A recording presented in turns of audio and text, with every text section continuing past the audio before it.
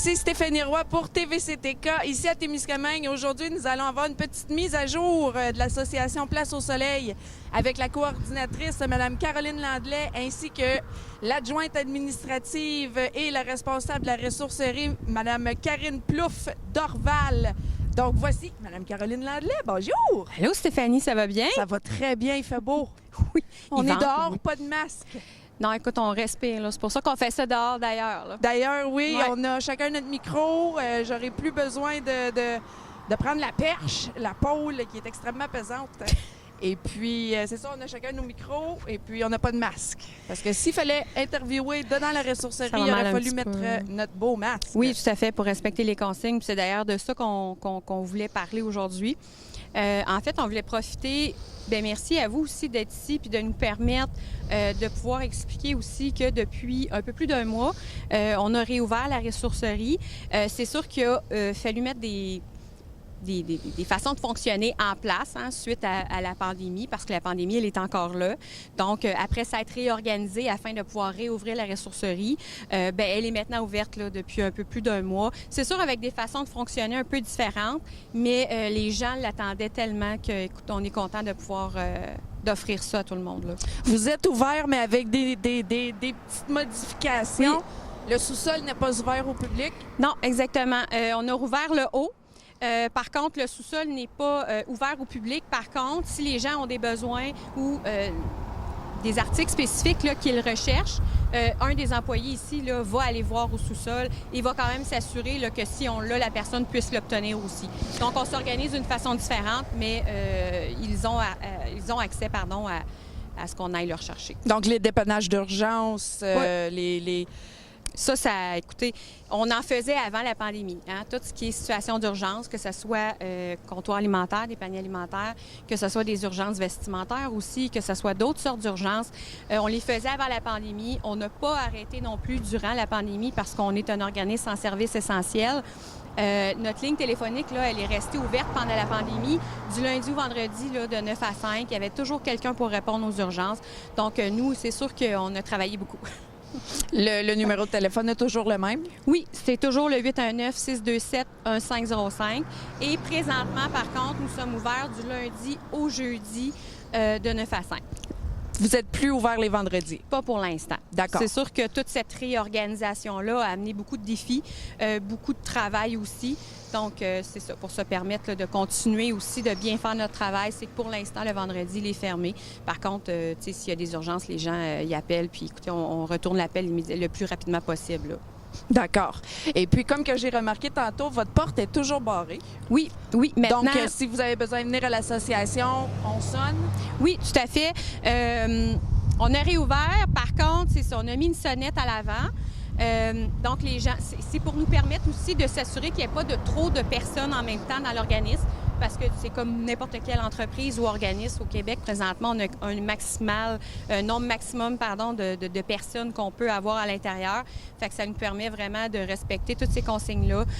Puis les gens sonnent, on leur répond, ils rentrent, on leur pose des petites questions, du questionnaire, ils ont leur masque, on vérifie que tout est correct. Puis suite à ça, ils viennent magasiner. Vous gardez un registre aussi des personnes qui rentrent dans l'organisme comme ça, oui? Oui, par mesure de sécurité à tout le monde. Santé, c'est ça. Par mesure de sécurité collective, dans le fond, là, c'est pour ça qu'on fait ça. D'accord. Vos ateliers? Bien, malheureusement, nos ateliers, là, ce qu'on a décidé avec le conseil d'administration, c'est que jusqu'au mois de décembre, elles sont sur pause. Parce que là, il y a beaucoup de services qui fonctionnent au sein de l'organisation. Par contre, les regroupements de groupes, les personnes, l'organisme, elle n'est pas très, très grande non plus.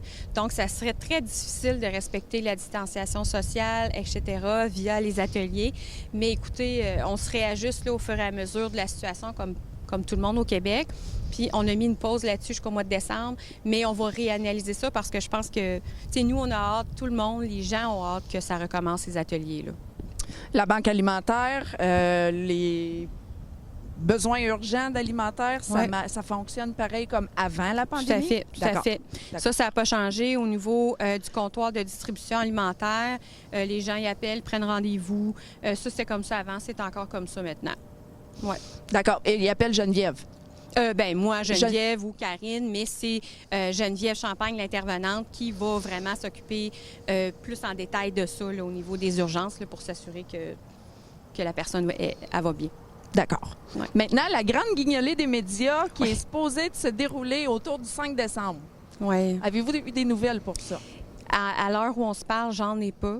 Peut-être j'en recevrai demain, peut-être dans un mois. C'est sûr qu'à l'habitude, ça se prépare maintenant, un peu à l'automne. Là, j'ai pas de nouvelles. Par contre, écoutez, on l'espère, mais c'est ça. On l'espère fortement parce que ça donne un gros coup de main au niveau du comptoir alimentaire, tu sais. Mais on attend des nouvelles. Ouais. D'accord. Donc, Caroline, comme tu m'expliquais tantôt, vous avez besoin de bénévoles. Oui, bien écoutez, là, présentement, on est souvent à la recherche de bénévoles. Hein. On l'affiche sur notre site Facebook, les réseaux sociaux. Et là, présentement, je dois avouer qu'on est à la recherche activement d'une personne bénévole qui a un camion. Parce que ça serait pour nous aider avec aller porter des sacs, en fait, là, après le triage au niveau de la ressourcerie. Mais ce qui est pas bon, c'est d'aller le mener à l'écocentre ici à Témiscamingue, soit les lundis ou les mercredis. On est vraiment à la recherche active de ça. Donc, si vous connaissez quelqu'un, vous avez le goût de faire du temps pour nous aider, vous pouvez nous appeler, là. Donc, si vous voulez faire une good deed, comme qu'on dit en bon français, ou faire juste un acte de gentillesse, parce qu'il y en a du stuff. On a besoin d'aide. Ils en ont besoin de faire des bons petits ménages des fois. Là. Donc, si vous avez un camion et ça vous tente de rendre un petit service à votre communauté aujourd'hui ou cette semaine ou la semaine prochaine, venez voir Caroline Landlet. La place au soleil, ça va être très apprécié. Allez faire une petite run à l'éco-centre. On serait vraiment reconnaissant. Oui. Est-ce qu'il y a d'autres choses que tu aimerais ajouter, Mme Landlet? Bien, par rapport aux bénévoles, non. Comme je disais, puis des fois, on en a besoin pour d'autres choses aussi, mais là, comme je dis, c'est pour l'éco-centre en ce moment. Oui.